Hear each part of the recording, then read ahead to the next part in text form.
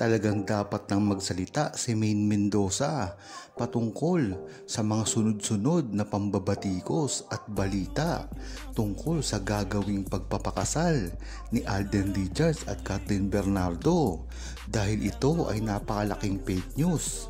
Mahirap kalaban, parang wala silang alam na mag-asawa na si Alden.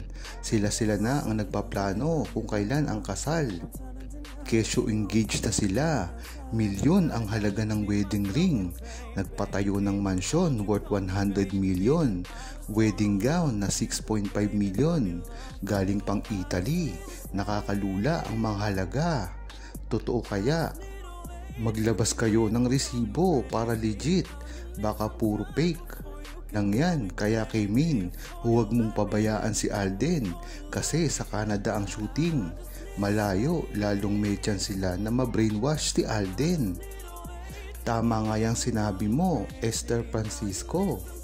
Napakarami nga ang kumakalat na bali-balita patungkol kay Kathleen Bernardo at Alden Richards, lalong-lalo na ang mga pera.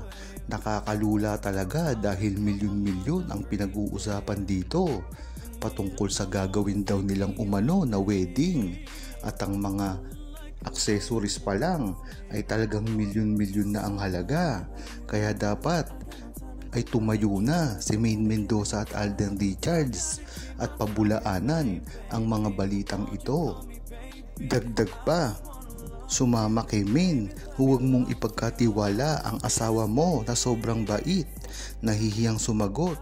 Sana ipaglaban nyo na ang karapatan nyo bilang mag-asawa para malaya naman kayo makita mga anak kagaya ng Dongyan. Tahimik ang buhay nila kasi parang nakukulong kayo sa hawla. Huwag kang magpapatalo kay Sax, lumaban ka, hindi ka nag-iisa. Huwag siya maging kampante kila Alden at Kathleen, pareho silang gusto sa isa't isa.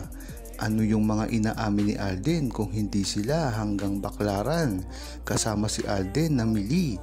Sabi ng nanay noon pa may relasyon na yan.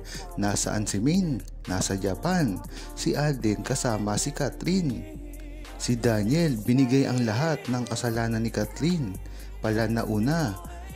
Dati na sila may relasyon, ngayon lang binulgar. Petronila Francisco, si Alden at si Kathleen ay walang relasyon simula pa dati.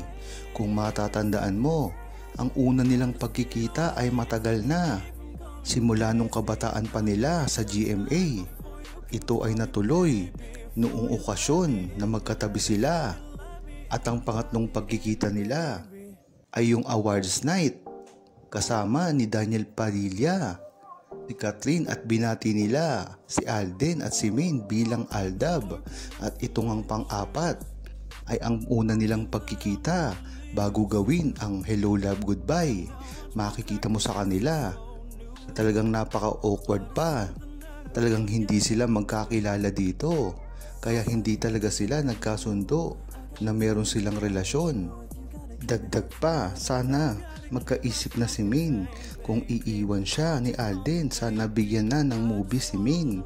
Ano ba yan? Santo ba yan si Alden? Dabuntis na nga si Kathleen, binati kasi nanalo, nakuha si Alden. I-boycott na si Alden, TS at movie. Nagkakamali ka rin dyan. Walang nabubuntis si Alden Richards at lalong-lalo na hindi si Kathleen Bernardo. Dahil ang pagsasama nilang ito ngayon ay dahilan lamang sa kanilang bagong movie na Hello Love Goodbye 2 na naipababalita na gagawin sa Canada. Ito ay ang pagpapatuloy ng istorya ni Kathleen Bernardo na gustong pumunta sa Canada. Taliwas naman ito kay Alden Richards dahil hindi siya makakasunod dito dahil sa kanyang pamilya rin at kanilang business. Kaya maganda rin masubaybayan ang istoryang ito, lalong-lalo na ngayon na wala na si Daniel Padilla. At talagang maganda naman ang chemistry ni Alden Richards at Kathleen Bernardo sa movie bilang magkasintahan, kahit alam naman natin na ang turingan lang nila ay isang magkaibigan at magkapatid sa totoong buhay. na interview na sikat na trabaho lang ang namamagitan sa kanila ni Alden. Yan nga, tama ang mga ganyang kahatha ni Catherine Bernardo dahil kahit kailanman ay hindi papatulan ni Alden ang mga ganyang balita dahil si Alden ay talagang isa lang ang minamahal at alam natin kung sino iyon. Forever Machard and Nico Mainday Polkerson, Team Bahay, kampante, walang papalit, never give up, happy lang, walang iwanan. Alam ko po na mag-asawa na sila since nakasal sila noong 2016 at merong 3 kids. Tama nga yan, Sonia Diala. Talagang kampante lang ang buong Aldab Nation dahil alam naman natin kung ano talaga ang totoo at namamagitan kay Maine Mendoza at Alden Richards. Paano hindi maapektuhan yan?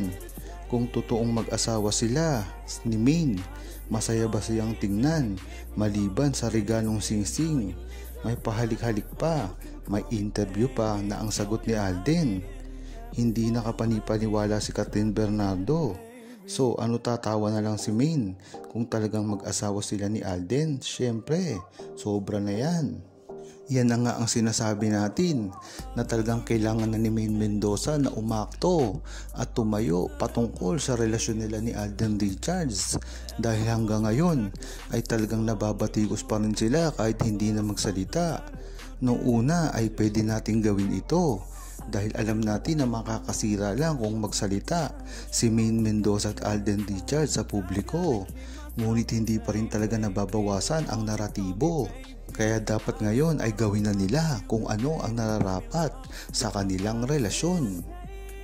Mismo sa bibig na nanggaling ang hindi gagawing pagpatol ni Alden Richards kay Catherine Bernardo kahit ano pang mangyari. Sinabi na rin ito mismo ni Catherine na ang gagawin nilang pagsasama ay para lamang sa kanilang mga proyekto. Kaya tama lang ang ginagawa ni Alden Richards at Maine Mendoza na talaga namang mga fans lang ng Katniel ang nagpapalaki ng mga issue. Naku, mga fans lang ng Kat ang gumagawa ng fake. Hindi yan papatol. Ang isang Alden Richards, hindi niya ipagpapalit si Mrs. Nico Mainday Polkerson.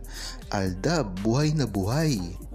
Ang lahat nga ng ito ay dahilan lang ng mga fake news ng mga Katniel, lalong-lalo na ang ginagawang paninira kay Alden Richards ng mga legit fans ni Daniel Padilla.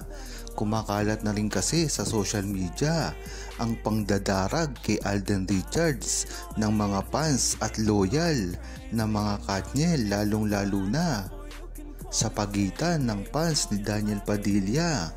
Dahil nga naman si Alden na ngayon ang pinag-uusapan sa fandom nila. Talagang nagkakasama na ang pagsikat ni Alden dito. Pinag-uusapan siya ng maraming fandom katulad ng Aldab at Katniel. Talagang sa kanya na lamang nakatuon at parang nababaliwala na si Daniel Padilla. Kaibigan lang ang pakikitungo ni Alden kay Kat kasi may pinagsamaan silang movie sa ngayon masusundan. Mga fans lang ng Kat din ang nagpipilit at nagbabalitang nanliligaw si Alden, pero ang totoo hindi.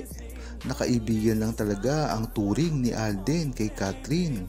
Ang problema lang naman kasi ay parang si Catherine Bernardo ang may gusto kay Alden Richards. Dahil sa mga kinikilos na ito, alam naman kasi natin na si Alden Richards ay ganun talaga sa lahat ng babae makitungo kahit kinin mo sabihin. Ngunit iba pagdating kay Catherine Bernardo, talagang napaka-faithful niya dati kay Daniel Padilla at hindi pinapansin ang ibang lalaki. Ngunit kahit si Alden Richards at mayroon ng Maine Mendoza ay talagang napaka-gentleman pa rin. Nga sila nagkakaproblema ni Maine Mendoza sa sobrang sweet ni Alden Richards.